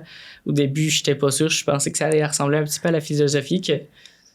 Je suis pas trop sûr au début. Je sais pas si ça va avoir l'air de quoi. Fait que... honnêtement, je suis vraiment content qu'il ait pris mon premier puis mon 10e choix parce que physique puis psycho, ça va peut-être pas bien ensemble pour tout le monde, mais moi, c'est ma tasse de thé. OK. Je suis vraiment content. On pourrait arrêter le podcast, là, je pense. Là. Ça m'impressionne. Il faut, hein? Arrêtez de savoir des cours de psychologie. Hein? Ben écoute, moi, j'ai eu la chance justement avec le CEMEC dans le temps, d'héberger un jeune pendant presque, 2 ans, je pense, Marc-André, qui, lui, cherchait un cégep où il pouvait justement, performer un peu plus. Il était au Cégep du Vieux-Montréal, ça donne une idée, il venait de Sherbrooke, puis il a eu la même chose que moi, il a eu peur. Donc, il s'est inscrit à McQueen. Donc, moi, je pouvais l'héberger dans ce temps-là. Donc, il a resté au moins 2 ans à McQueen. Il a gagné des bourses à tour de bras, entre autres une bourse de, je pense, de 80 000 pour ses études avec la fondation la fondation TD. Ouais, exactement. C'était lui, dans ce temps-là, on avait le théâtre avec Geneviève Gagnon, on avait le théâtre du Kidam. Et ça, c'était relié avec Mordicus et tout ça, avec le Codec dans le temps. Puis, il a fait son bénévolat là. Il donnait TD, payait une job d'été pendant 3 années. Donc, il a travaillé au théâtre d'été du Kidam, à la billetterie et tout ça. Puis, Marc-André, présentement, il a sa clinique à Sherbrooke. Il est âgé de... Quel âge qu'il a, Marc-André? Il a 38 ans maintenant. Il est psychologue pour les personnes atteintes d'Alzheimer. Donc, lui, il s'est perfectionné là-dedans. Donc, et c'est un success story parce que ici au Cégep, tu sais, on disait toujours petit Cégep, grande réussite. Mm-hmm. Ben, c'est un exemple. Et écoute, c'était formidable. Qu'est-ce qui se passait ici, justement, parce qu'il y avait l'introduction, justement, dans ce temps-là, la psycho et tout ça. Mm-hmm. Donc, oui, c'est faisable. Tous ceux qui passent par le Cégep à McQueen et en sciences humaines peuvent aller aussi loin qu'ils veulent. Il suffit juste de le vouloir, là. Oui, de le vouloir, avec un petit peu de chance, beaucoup de travail aussi. Beaucoup de travail, certainement. Surtout, ouais. Mais oui, absolument. Puis même si la chance n'est pas au rendez-vous, puis qu'il arrive quelque chose qui fait que je t'ai supposé rentrer au cégep, finalement je suis pas rentrée, ben on peut retourner. T'es retourné aux études. T'es retourné à Polyvalente. Et c'est quoi qui est arrivé? Tu le dis, là, t'avais comme pas le choix de retourner à Polyvalente. Il y avait ça encore 1000 élèves quand t'es retourné? Il y avait autant d'élèves qu'avant. Ouais. Comment t'as dealé avec ça? Quand je suis arrivé, ils savaient vraiment, parce qu'on s'entend qu'on a dit aussi pourquoi on avait arrêté. Okay. On était bien suivis au travers de ça. On a eu des orienteurs, on a eu des psychologues avec nous autres, on était bien encadrés. Et moi, j'avais dit, écoute, j'avais peur quand je suis arrivé là, tout simplement. Puis, trop de monde. Mais là, j'avais 2 ans, tu sais, j'avais 14 ans, là. Et on s'entend, quand tu passes 2 ans sur une ferme à travailler à temps plein, que quand tu arrives à l'école, tu es capable à peu près d'affronter n'importe quoi. Mm-hmm. Donc, quand je suis rentré là, la gang qui faisait de la cuisine, il n'y avait pas seulement les décrocheurs, on était 2, je pense, qui ont rentré dans ce cours-là. Donc, c'est après ça que là, je me suis fait des amis, j'ai vu que c'était le fun. Et surtout que je pouvais apprendre, chose que je faisais pas avant. Et moi, j'étais quelqu'un qui écrivait énormément. Je pouvais composer, je compose encore et j'écris encore beaucoup. Et quand je suis arrivé à l'école, et là, on pouvait avoir un paquet de cours en français, on pouvait avoir... c'était fantastique. Et puis là, on pouvait vraiment évoluer t'étais vraiment aussi valorisé. Chose qui était très, très, très rare, parce que je viens d'une famille quand même de travailleurs et qui ont été élevés dans une vie un peu plus rock'n'roll là, dans le temps. Là, on s'entend que mes parents étaient quand même assez âgés. Mais là, t'arrives, t'es valorisé. Tu peux justement performer. Tu peux choisir des choses. Tu peux décider par toi-même ce que tu veux faire. Mm-hmm. Chose que tu ne fais pas lorsque tu es dans ta famille, parfois, surtout quand j'avais 14 ans. Mais là, tu arrivais là et tu réussissais, là, tu pouvais arriver chez vous, puis tes profs te disaient bravo. Tu impressionnais les gens et tout ça. Donc, c'est tout ça qui m'a fait raccrocher à l'école à ce moment-là. Et là, j'ai vu que je pouvais aller loin. Moi, c'est le fait d'être capable de vivre des réussites, là. Que là, ça, c'est motivant, là, ça nous amène. Et dans ce temps-là, c'est peut-être un petit peu encore comme ça dépend, mais dans ce temps-là, lorsque tu t'impliques, lorsque tu es dans tout et lorsque tu performes, et là, tu deviens un peu le chouchou en tel, là. On dirait que t'oses pas trop le dire. Non, tu vas voir où est-ce que je m'en vais. C'est là que l'intimidation commence. Je m'excuse, gars, t'as vu, mon premier réflexe, ça a été de t'intimider. C'est ça. Je suis vraiment désolée. Mais c'est vrai, je n'étais pas un élève modèle, mais j'étais dans la gang des préférés parce que je manquais jamais d'école, j'allais là, puis j'avais des bonnes notes. Puis j'étais impliqué énormément, donc je disais toujours oui, moi aussi, je n'étais pas capable de dire non, j'étais encore comme ça. Puis, donc, c'est là que l'intimidation commence. C'est là que tu te fais un peu détester. Puis, moi, je me disais, plus que tu vas me détester, plus que je vais être dans tes jambes. Plus que je vais y aller, plus que je vais m'impliquer, puis plus que je vais faire ça, puis plus que tu vas voir que... Puis, c'est ça que j'ai fait, là. C'est ça que j'ai fait. Il n'y a jamais personne qui a dit, moi, je vais arrêter de faire ça parce que les gens me regardent de travers, ou les gens m'aiment pas, ou les gens me crient des noms, ou, c'est ça, là. Mais je les ai prouvés que malheureusement, et j'ai des gens qui m'ont intimidé quand j'étais jeune, qui sont des acheteurs de billets à la salle de spectacle. Ah oui? Et oui, puis je leur parle. Mais oui, je leur parle. Tu On les as rit de ça pardonnés. maintenant. Là.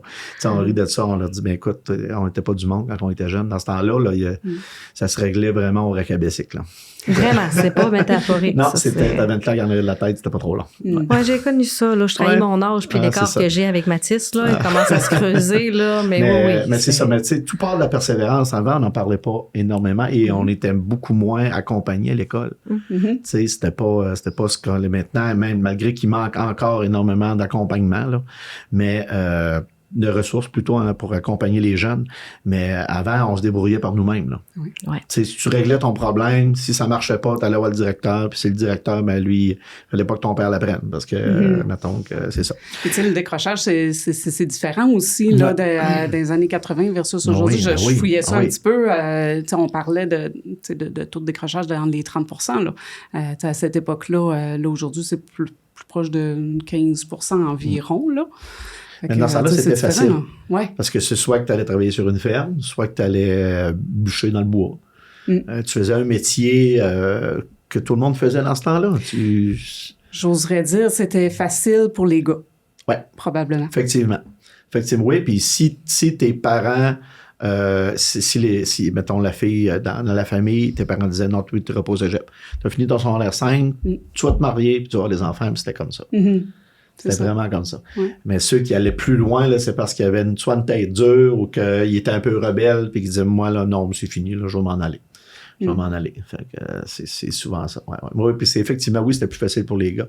Parce que si tu étais capable de travailler, un an après, tu avais ton char, puis tu avais du cash. Puis là, ça commence à être plaisant. Là. Sauf que tu n'avais pas ton secondaire 5, puis que tu avais de la misère à écrire une lettre sans faire des fautes. Puis tu avais plus ou moins d'expérience aussi dans la population, là, dans la population générale. Là, ça passe un peu moins, mettons. Est-ce que tes parents avaient l'ambition pour toi que tu reprennes la ferme familiale ou quelque chose comme ça? Est-ce qu'ils étaient déçus que ça soit pas toujours. Moi, j'étais le dernier à quitter la ferme. Après ça, ensuite, ils ont vendu. Évidemment, quand moi j'ai quitté, ils ont vendu tout ça. Et oui, il y avait une aspiration parce que c'était ça la mode. Ouais. Il y avait un des gars qui reprenait la ferme. Mais non, aussitôt que j'ai mis les pieds dans une cuisine, puis j'ai mis les pieds aussitôt que j'ai mis les pieds avec quelqu'un qui était pas, qui me valorisait dans ce que je faisais au travail, c'était terminé. Et ça, je lui dis à mon père, mais on a toujours aidé pareil, on a toujours été là, et jusqu'à la fin, jusqu'à ce qu'il termine, puis il vendait tout ça.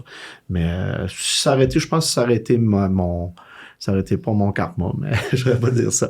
Mais si ça aurait été ma carrière, j'aurais probablement fait ça, puis j'aurais été probablement excellent là-dedans. Là. Mais j'aurais continué quand même à étudier, puis à aller rechercher toujours plus loin, à aller creuser. Je suis pas le genre de gars qui m'arrête. Je me fais souvent dire ça. Je pense que ça sera assez, là. Non, on est capable d'en chercher un peu plus, là. La valorisation, pour vrai, là, c'est tellement fort à cet âge-là, en plus, aussi. Tu sais, quand t'es un vieux ado, jeune adulte, il faut que tu fasses tes preuves. Fait que d'avoir quelqu'un que c'est un modèle qui te dit « Hey, regarde, tu fais une bonne job. Regarde, je te donne une promotion. T'es maintenant rendu moniteur-chef. » Comment senior. Moniteur senior. Non, mais tu sais, c'est vraiment, ça fait du bien. C'est quelque chose de le fun, là, à recevoir. Puis tu sais, je crois que les employeurs, je sais pas si tous les employeurs réalisent ce pouvoir-là, si on veut, là, tu sais, qui ont de motiver puis de faire prendre conscience aux jeunes c'est quoi leur force, puis c'est ça. Mais je pense que ça dépend aussi de la personne. Il faut que le jeune ou l'adulte soit capable de recevoir ce genre de compliments. La plupart des employeurs vont souvent penser, et c'est peut-être pas la majorité, là, mais donner un compliment à un employé signifie qu'il va peut-être revenir à me demander une augmentation de salaire, des congés, des trucs comme ça. Tandis que si tu valorises vraiment l'employé, si les autres travaillent pas bien, mais toi, tu vois que ton employé travaille bien, mais là, à l'intérieur de l'entreprise, ça peut créer des conflits assez incroyables, une promotion. Donc, il y a un travail, et souvent, le problème qu'on va rencontrer dans les entreprises, c'est que l'employeur est souvent la personne qui s'occupe des ressources humaines, la personne qui s'occupe de la comptabilité, la personne qui surveille, dans les qui petites surveille sa entreprises, clientèle. on n'a Effectivement, pas de c'est pas tout le département monde, c'est ça. Il n'y a pas de département partout. Ouais. Donc, ils sont très peu outillés. Des nouveaux entrepreneurs, je te dirais qu'ils sont beaucoup mieux outillés que les entreprises qui sont là depuis énormément d'années, depuis peut-être 20 ans. Là. Maintenant, les gens se sont outillés. Il faut encore que tu veuilles aller te chercher des outils. Il y a des gens qui ils font ça comme la piste, la formation. Là, non, moi, je suis capable. Moi, je connais ça, puis pas de problème. Mais lorsqu'ils commencent à... Et les gens sont tellement... On parlait des agendas tantôt. Les gens sont tellement embourbés dans ce qu'ils ont à faire qu'ils prennent pas le temps de s'arrêter pour apprendre. Moi, je m'imagine que ton passage vers la vie adulte, au-delà de la carrière, tu as dit que c'était ton objectif numéro 1. Tu t'es construit en tant qu'adulte, je pense, autour de ça. Fait que la maison, peut-être moins. On veut rester libre, tout ça. Puis j'imagine que dans ce passage-là, ta difficulté première était peut-être pas la cuisine, vu que tu avais étudié avec Paul Martin puis Maurice, dont le nom de famille m'échappe. J'ai Maurice Gontier. Gontier, pardon. Non, c'est quand je suis arrivé en appartement, écoute, on était toute une gang qui faisait déjà de la cuisine, qui savait déjà faire le ménage, qui savait déjà entretenir, qui savait déjà payer ses comptes. Vous étiez toutes là? On n'était pas tous ensemble, mais tout le monde avec qui on se tenait. Nous, écoute, les soupers du samedi soir, là, c'était quelque chose. Là. C'était quelque chose. On s'entend c'était assez extraordinaire. C'était encore assez extraordinaire lorsqu'on en fait.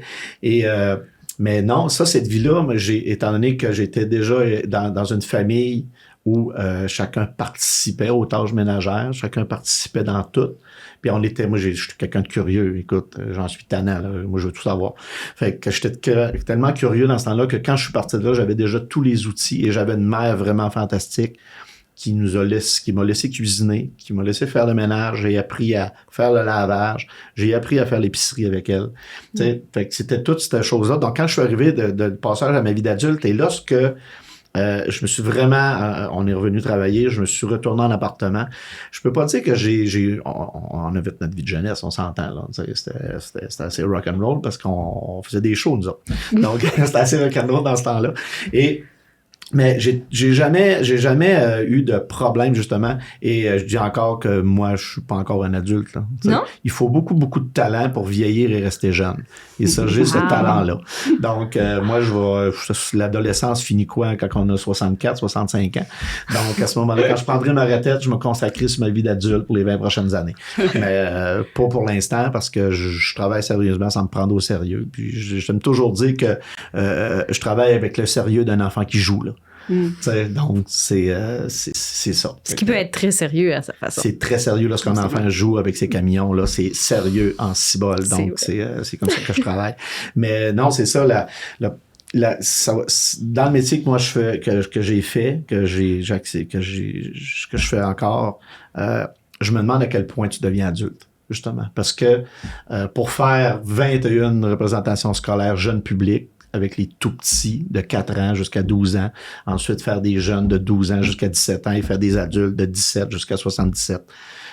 Tu dois te mettre dans la peau parce que quand je vais faire une présentation de Pinocchio devant des tout-petits qui me regardent avec les grands yeux parce que c'est Michel qui parle, ben après ça, tu lui parles des marionnettes, puis tu parles de ça, puis tu parles de manipulation. Là, tu te mets au niveau des tout-petits qui ont 4 ans, 5 ans, 6 ans. La semaine suivante, on fait fraise avec les ados. On fait quartz. Là, tu vas te mettre à leur niveau parce que tu sais. Puis là, ben, après ça, ben, quand tu vas animer Rondelet, mais là, tu dois te mettre au niveau des gens qui sont en avant de toi. Donc, je me dis que ma vie d'adulte, probablement, je la garde pour moi, chez nous, pour moi-même, avec mes amis, ma famille. Quand je sors de chez nous, ben, je suis la personne que les gens veulent avoir devant eux. Là. C'est pas mal ça. C'est ça. Game on. Game on. Même si c'était une mauvaise journée. Oui, mais il faut, c'est ça.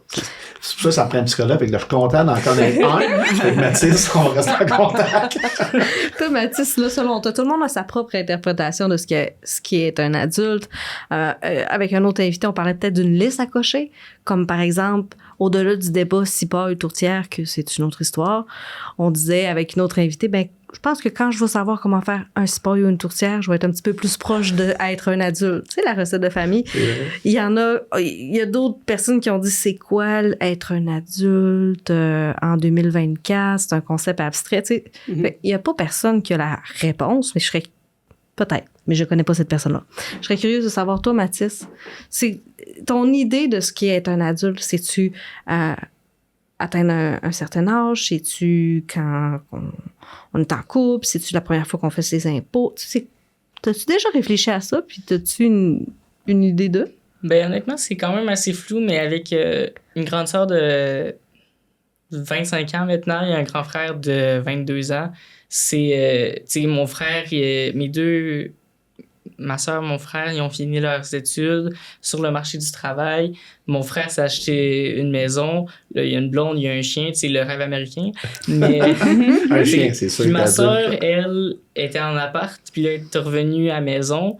Puis là, tu sais, les deux, ils ont une réalité complètement différente. Ma soeur qui est plus vieille, qui est encore à la maison. Mais les deux, honnêtement, ils ont choisi un chemin différent. Puis je m'attends pas à ce que mon chemin soit complètement comme mon frère ou complètement comme ma sœur. C'est clair que je vais être complètement différent. Ça me surprendra pas. Ça ne surprendra pas le reste de ma famille non plus. Mais je pense qu'être adulte, c'est assez flou, mais on pourra jamais vraiment le dire, quand est-ce qu'on le devient. Parce que mon frère, oui, il a sa maison, mais il a juste 6 ans de plus que moi, Pour moi, c'est quand même dur de dire, c'est un adulte, ça reste mon grand frère. Puis ma grande sœur aussi, elle a 8 ans de plus que moi, mais c'est un peu comme une amie. C'est en quelque sorte ma meilleure amie, puis j'ai full de fun avec eux. Puis c'est assez dur à dire, honnêtement. Ouais. C'est assez Est-ce qu'on demande justement aux jeunes, très jeunes, d'être un adulte avant le temps? Parce qu'on entend souvent ça, les parents vont dire ça. Sois adulte un peu, là. Voilà ta clé. Tu t'en viens à la maison, le lunch est prêt, tu t'en viens, tu t'autonomes, tu es supposé être un adulte. Ben moi, c'est drôle parce que je t'écoutais parler tantôt, tu disais que, tu sais, quand je suis arrivée en appartement, j'étais prête, j'ai quasiment l'impression que le passage à la vie adulte était peut-être plus facile à ce moment-là qu'aujourd'hui. Ouais. Qu'aujourd'hui, on a moins d'enfants, donc on les couvre plus, on a plus de temps à faire les petits lunchs pour chacun d'entre eux, puis tout ça. Ce qui fait que peut-être que le passage de « hop, là, on est rendu en appartement », aujourd'hui, c'est peut-être un peu plus difficile. Je pense que ça dépend, c'est peut-être pas généralisé, mais moi, dans mon temps, aller à l'école, si j'avais pas...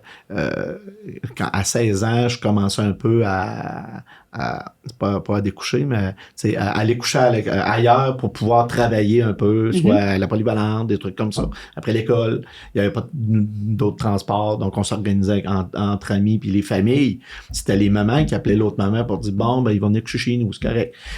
Maintenant, je trouve que les jeunes ont des agendas, on en parlait tantôt, et des agendas à partir de 11 ans, 12 ans. Là. Il y a des jeunes qui ont ça, et je pense que c'est rendu dans la mentalité du peuple qu'on est maintenant. Les jeunes, aussitôt, qui sont capables d'être responsabilisés, vont l'être. Moi, ma responsabilité à 12, 13, 14 ans, c'était de jouer avec mon chien quand ma journée était finie, puis d'aller chercher les vaches. C'était ça ma responsabilité, puis de me relever le matin, puis j'allais au terrain de jeu l'été, puis je m'amusais, puis j'avais des amis, puis tu sais, c'est ça. C'était ça maintenant, je pense que les jeunes apprennent un peu trop tôt c'est quoi être adulte. Et lorsqu'ils arrivent justement dans la vraie vie d'adulte, ben il n'y a pas de surprise.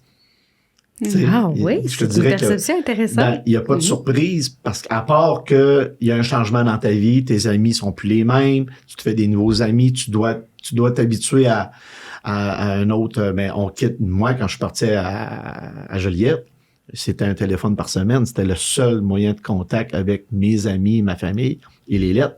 Des lettres, des amis, on s'écrivait toutes les semaines. Maintenant, avec les réseaux sociaux, peu importe ce que tu es dans le monde, ta famille te quitte jamais, tes amis te quittent jamais. Tu fais des FaceTime, tu fais tes snaps, tu fais tes feux quand tu veux.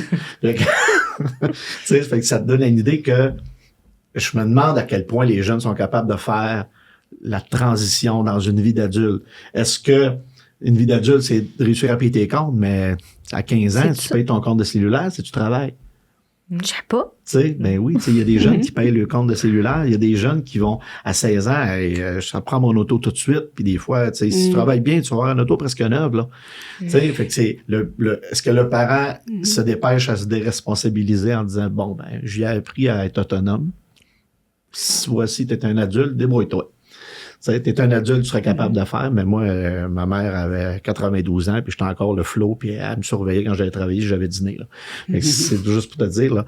Donc, je pense que on apprend aux jeunes maintenant beaucoup trop tôt, justement, à se responsabiliser. Ils n'ont pas le temps de faire leur gaffe de jeunesse. Ils n'ont pas le temps de faire les flots, finalement. Tu sais, on dit ça souvent, là. C'est pas être méchant, mais on va dire, tu vois donc un flow, là. J'ai regardé mes petits neveux, là, à l'éclipse, les 2 pieds dans les trous de boîte, puis trempe jusqu'aux oreilles, puis 4 ans, puis 7 ans, puis ça sautait dans les trous d'eau, puis ma nièce, elle criait à Brezo, mais je sais ça.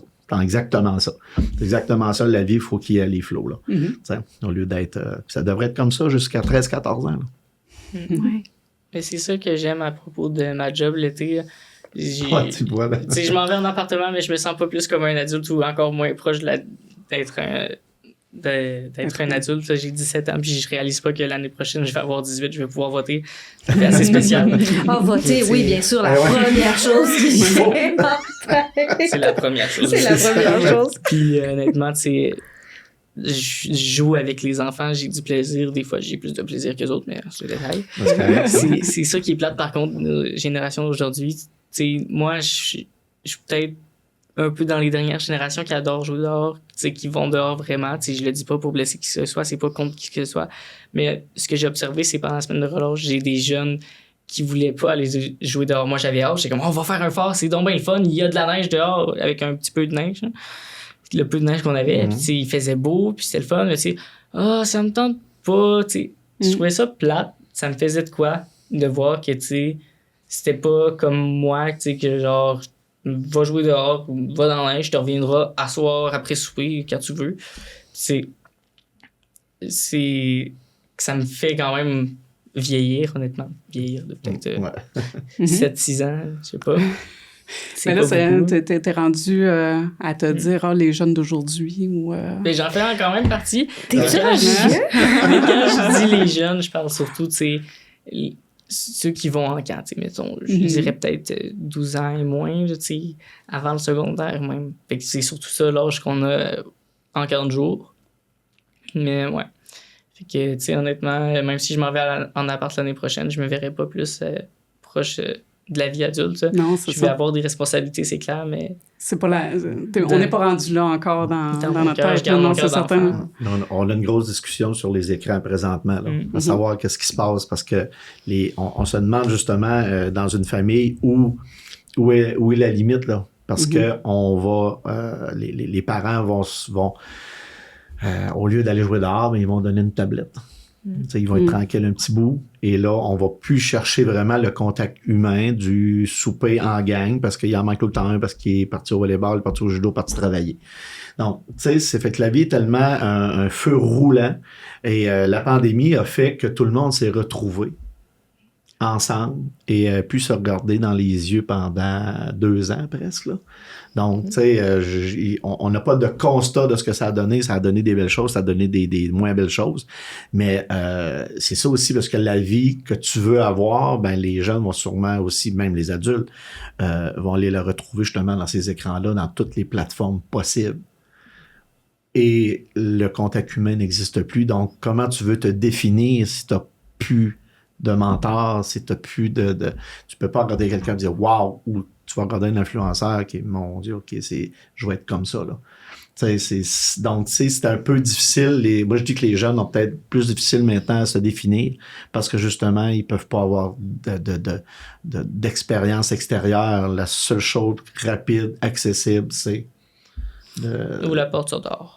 Hein? Ouvre la porte puis sors dehors. Ouais, c'est ça. J'ai le goût de te contredire en disant, mais Michel, peut-être que c'est le cas pour certains, mais là, tu as la preuve vivante à côté de toi. Oui, c'est ça, il fait partie de l'exception. Il y en a qui sont. Il y en a beaucoup, mais c'est pas la généralité comme dans mon temps. Moi, je dis dans mon temps parce que dans mon temps, il y avait que ça. Il n'y avait oui. que ça. T'étais en dedans ou t'étais dehors. Fait que c'était comme... Les écrans, c'était un poste de Il y avait télévision. un poste de télé, puis qui tout le monde était- écoutait ce que ton père avait décidé qu'il allait écouter. Exactement. Donc, tu avais tes heures à toi le samedi, puis ça arrêtait là. Mais il y a tellement, c'est ça, il y a tellement de choses qui vont les... comment je dirais ça, qui vont les écarter de la vie d'adulte, justement, avant qu'ils s'aperçoivent que finalement, je suis rendu un adulte. Ça doit être ça. C'est ça peut-être qu'on se dit maintenant. Là. Moi, je me souviens que ça fait pas très longtemps que je pense que je suis une adulte. Je suis pas sûre, j'ai pas maîtrisé la tourtière. Ah. Mais... Oui, si pas. Ouais, le cipard. Ben, c'est parce que je viens de Saguenay-Lac-Saint-Jean. Fait que là, moi, c'est la je- tourtière, il faut que tu maîtrises. Là. C'est ça. Puis c'est Ouais. pas encore fait. Je suis à l'autre de la mi-trentaine. Mais je pense que je suis quand même rendue un adulte pas pire. Pas pire. Mais ça fait pas si longtemps. Puis je me souviens pas m'être levée un matin en me disant « Hier, j'étais un enfant. Aujourd'hui, je suis une adulte. Non, c'est différents petits moments, dans le fond, qui arrivent. J'avais un flash tantôt, puis moi, je me rappelle un flash que j'ai eu justement de me dire « Oh, OK, là, je suis rendue un adulte, de faire quelque chose de vraiment adulte. » Puis c'était au moment où est-ce que je suis allée chercher une gardienne pour la première fois pour mon petit bébé qui avait peut-être 1 an et quelques. Fait que c'est pas quand t'as été C'est pas devenue quand- maman. C'est pas quand j'ai eu mon bébé, là. Wow. Tu sais, je vais avoir 31 ans à peu près. Quand je suis allée chercher une gardienne, j'ai un nom, puis la petite fille toute gênée. Là, ça m'a comme vraiment fait « Oh, wow, OK, je fais quelque chose que mes parents, tu sais, faisaient. » Je cherchais, en tout cas, je trouvais ça vraiment... ça m'avait j'aime vraiment ça. fait un petit choc. Ouais, c'est drôle. Moi, je me sens de plus en plus adulte ce temps-ci parce que je monte mon classeur, mes papiers officiels. Tu sais, au lieu que ça soit dans la pochette accordéon, tout gras, Tout dégueulasse. Mais je pense qu'il y a des situations où on devient des adultes lorsque tu précèdes un CA. Tu deviens un adulte. Lorsqu'on fait des demandes de subventions au ministère, tu deviens un adulte. Lorsque tu fais de la politique directement avec les gens du Conseil des arts et de du Québec, tu es un adulte. Ou lorsque tu négocies des contrats de spectacle, tu es un adulte. Mais lorsque tu fais le show, tu n'es pas un adulte pantoute. Tu sais, là, C'est ça. après ça, Tu peux être un quand tout ça est adulte et fait, plus un adulte. oui, c'est ça, c'est ça. Oui, Oui, exactement. Mais je pense que c'est les situations qui nous font, qui nous amènent Oui. à être un adulte et non pas nous qui devenons un adulte. Wow. Parce qu'honnêtement, je pense que je suis d'accord avec Michel, mais je pense pas qu'être un adulte, c'est sur une ligne du temps selon à partir de 18 ans, t'es un adulte. Non, parce que la vie continue. Puis tu sais, le matin, tu peux agir en enfant, le midi en ado, puis le soir, tu vas être un adulte, tu vas faire tes impôts, puis tu t'amuses. Honnêtement, j'ai 17 ans, comme je l'ai dit plusieurs fois. Mes amis, on va en camping, mon cousin, puis mon voisin, puis ma cousine, nous... On est tous au secondaire, mais on joue à Âme sur Terre. Je ne nous vois pas être adulte d'ici demain. On va continuer à jouer à Âme sur Terre encore longtemps. Puis même si on va être rendu en appart ou avec un chien, peu importe. C'est pas nécessairement dans tant d'années qu'on va être adulte. Je pense que ça va être selon les situations et les responsabilités qui viennent avec. Mais il ne faut pas que ça nous empêche de vivre notre vie et d'avoir notre cœur d'enfant. Oui, parce que demain matin, tout le monde devient millionnaire ici, là. Puis on n'est plus un adulte, là. On va être des enfants. On va être des enfants solides. Wow. Hey, ben, sur ces belles paroles, je vous remercie vraiment beaucoup de votre contribution au podcast. Vos histoires étaient vraiment fascinantes. Mathis, bonne chance pour cette étape-là. Merci beaucoup. Qui fera peut-être pas de toi un adulte dans un an, mais éventuellement, certainement. Un jour. Oui. Puis, bonne chance dans tes études, dans ton agenda Merci. de premier ministre. Oui. Puis un bon bal aussi. Oui. Surtout. Est-ce que c'est avec diffusion Morticus, ça, le bal? Non, la collation des grades, s'il fait pas beau, parce que ça va se passer à la salle, mais le bal, ça, c'est de leur côté. Là. Nous autres, on va les voir parader. Wow! Ouais, tout le temps. On C'est va nos le faire, jeunes, parce qu'ils rentrent en À soirée. l'église à cause de moi. Ouais, ils viennent écoute, ils commencent avec la Fondation Comédia, puis les spectacles à la salle, là, on les a lorsqu'ils ont 4 ans. Mathis est venu voir des shows, dans le temps, il était tout petit. Puis là, la semaine passée, j'avais des parents qui emmenaient leurs enfants voir le show. C'était Nico et Chloé. Puis moi, je les ai connus il y avait 3 ans, là. Puis là, j'ai fait, ouais, on devient pas un adulte, mais on devient vieux. Oui! C'est ça. Ça aussi, ça se peut. Merci, Michel. Merci de nous avoir partagé un pan de l'histoire de la vallée aussi. Oui, là, le vraiment. subway, le téléphone à roulette. Ouais, tout. Le cinéma Figaro dans le temps, le magasin de musique qu'il y avait ici à Amqui. Vous écouterez le podcast aussi là, que j'ai fait avec Carl, où ce que là, on raconte vraiment l'histoire de la culture matapédienne, comment ça a débuté, puis comment tout ça a commencé. C'est vraiment fantastique. Puis, le podcast Choc électrique, je pense, c'est ça. Éclectique. Ils vont pouvoir mettre le bon nom dans le bas de l'écran. Ouais. Juste ici, là. Mais merci. Moi, j'avais soumis ma candidature parce que je trouvais que le projet était vraiment, vraiment fantastique. Et c'est le fun de pouvoir dire aux gens, puis aux jeunes, j'espère, qu'ils vont écouter le podcast, que si tu veux le faire, tu vas le faire. Il suffit juste que tu décides que tu vas le faire. Point final. Et peu importe qui va t'arrêter dans la vie, fais-en un doigt d'honneur et continue, tout simplement. Un doigt d'honneur? Oui. Fais-toi l'honneur ou un doigt d'honneur, choisis ce que tu veux. Et dans 10 ans, on se donne rendez-vous pour faire ce podcast-là, un nouveau podcast. Pour dire, on était là, disons, on l'écoute et ensuite, on commence. On est rendu. Moi, je serai à ma retraite, toi, tu seras psychologue. Ça se peut, je sois toujours pas adulte. En effet. Avec une grande carrière politique, qui sait, 5 ans de Parlement. Oui. C'est vrai, mais oui, peut-être. Ça va passer à l'histoire, Mathis. Mané, il va falloir remplacer Pascal Bérubé. C'est comme ça, on l'aime, il fait un super job, mais tu sais. Pas le choix. Pas le choix. Quelqu'un qui parle polonais puis latin. Oui, c'est vrai. En plus, tu vas être diplomate, je te dis, tu vas finir diplomate. Je sais pas où, mais en tout cas. C'est ça. Mais merci à vous de nous avoir invités, honnêtement. J'ai appris aujourd'hui que je m'en venais, puis je suis bien content. C'est une belle expérience. Merci. Merci, Marlène, pour ton expertise de toujours. Merci, Andréane. Et on va se revoir dans un prochain épisode du podcast « Puis c'est quoi tu vas faire dans la vie ». Merci à tous de votre écoute et à la prochaine.